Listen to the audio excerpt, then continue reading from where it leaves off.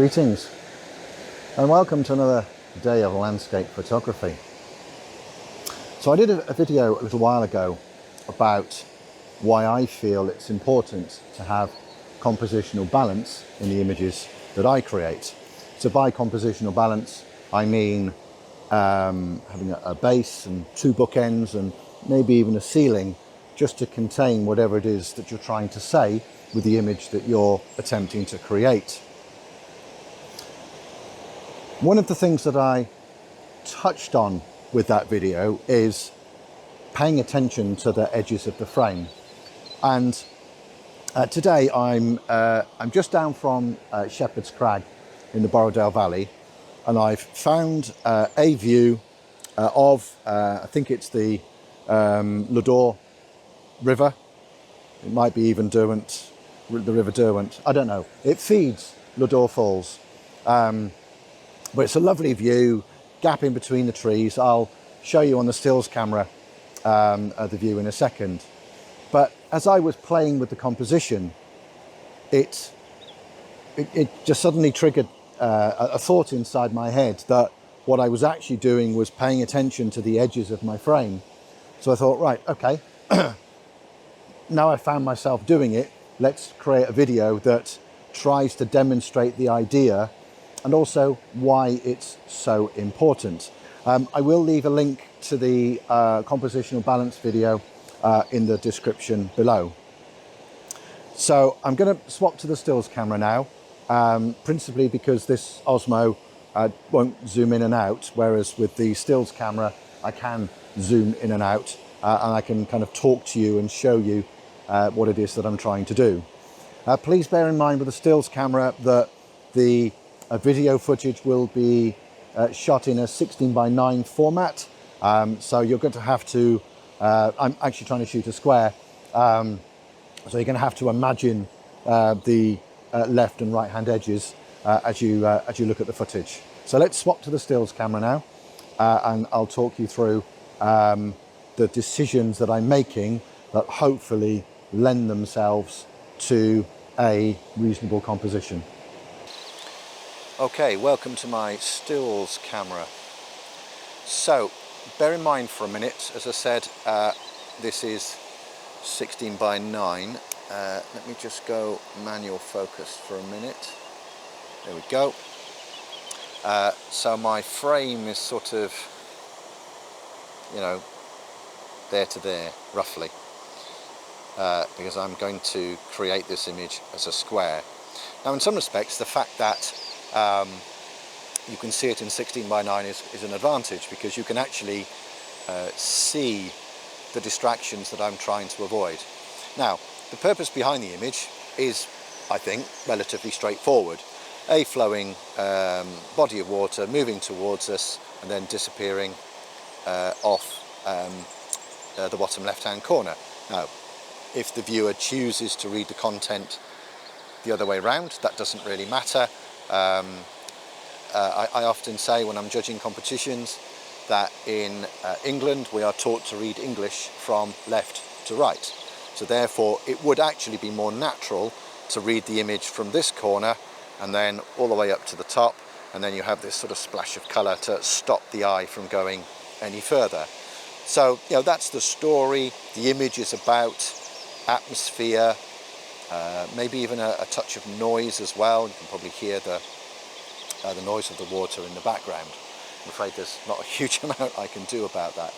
But when I was framing this composition up, there were a number of elements that were a bit of a problem. So let me just zoom out. And now I'm zoomed out quite a long way. So that view says more about surroundings than it does about what's going on, and I think that's because this body of water is so small in the frame. There's also a lot of green. It's spring or late spring here, so there's a lot of green here and a lot of green there. There's nothing wrong with that, but the real attraction for me was this early spring colour that's coming out in what I think are oak trees. These birches here, they've already come out, and the green is no longer that lovely fresh lime green of spring. It's starting to darken quite considerably. You've also got this dead bracken down here, which is very bright, maybe distractingly so. So my immediate notion, if you like, or the thing that I did immediately was to actually remove that bracken completely. If you are enjoying this video and would like to support my channel, then please click on the thumbs up icon indicated here. To be notified when I upload new content, which will be every 2 weeks, then please consider subscribing. It's free and you can unsubscribe at any time. As well as subscribing, click on the bell icon and select all in order to get these notifications. All updates for new videos appear here on the top right hand side of your YouTube homepage. Sort of like that. Now you've still got a bit of bracken in the corner, but to some extent that holds the corner. But then I had all these messy branches. I've still got a splash of green over here, and that's what kind of tempted me to actually bring the frame in and do it as a square, because it actually minimizes some of this. It's still there, but it's not dominating. The image then becomes more about spring atmosphere and the noise of the water. What I was finding though was that I mean, this tree on its own is not too bad, but this branch here, when I was creating the square, that branch there just became this dark distraction in that corner, and if I was able to nip it off, I then just had a splash of dark green to hold that corner. And similarly on this edge, actually removing that tree trunk completely just had a splash of green at the bottom. Now I've been playing with this quite a bit, and I've actually been going in reasonably tight because I'm still looking for that compositional balance. I'm looking for a base, and then I'm looking for bookends. So what I'm doing in this composition is I'm checking the edges of the frame to make sure that I've got items that add to the atmosphere and add to the story, but at the same time I haven't got any distractions that potentially drag the eye away from what's going on. And I've been quite lucky actually, because some of this brackeny stuff could be pointing up and could be a real problem. Although I'm sure clone stamp in Photoshop would probably take care of it. So sort of the edge of my frame, I'm just going to move the camera there. So this edge is sort of like that, and then if I just twist the camera the other side, the other edge of my square is here, just this green, and most crucially this piece pointing out, trying to actually push the viewer's eye into the frame. So let me just put that back a little bit.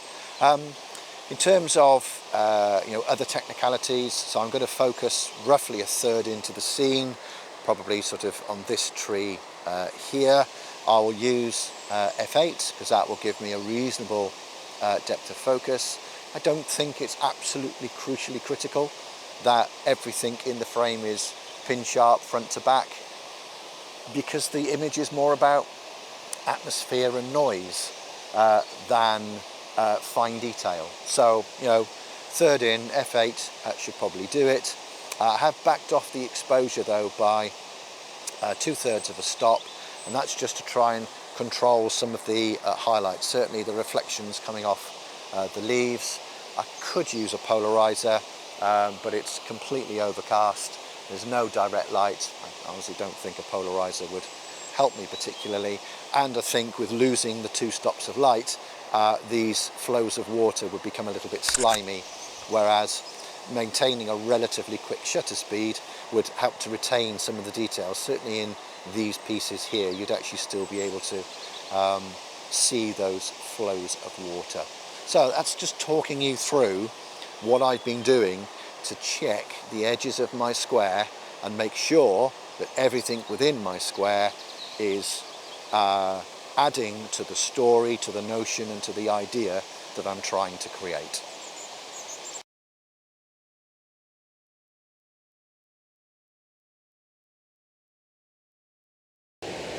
Okay, so I hope that made sense. It's quite difficult to try and talk through a square composition when you're using a 16:9 frame, but like I say, I hope it made sense by trying to use my fingers to describe it.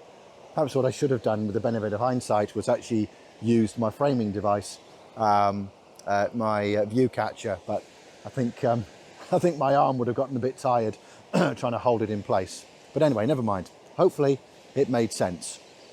What I would say, just very quickly, to kind of caveat what I've just gone through, is that's very much my own approach. I'm fussy with the edges of my frame, and that's just who I am.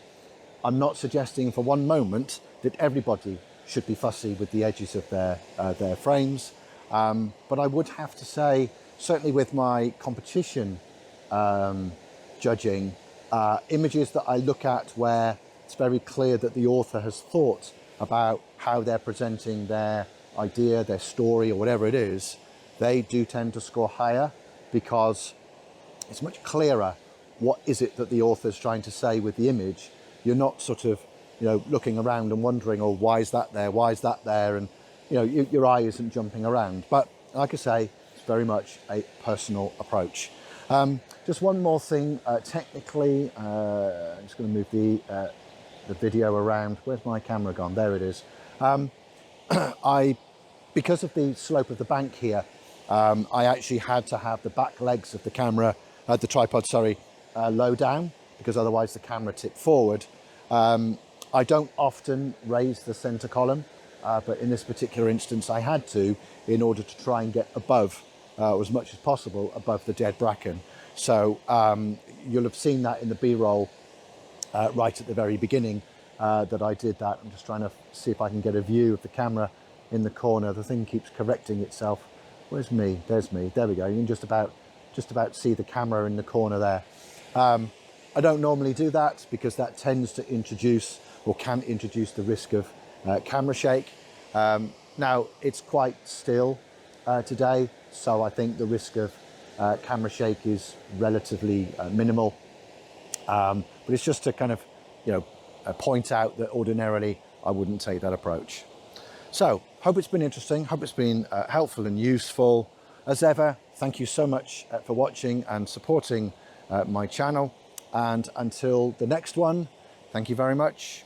See you soon, take good care, explore with your camera. Cheers for now. Bye now.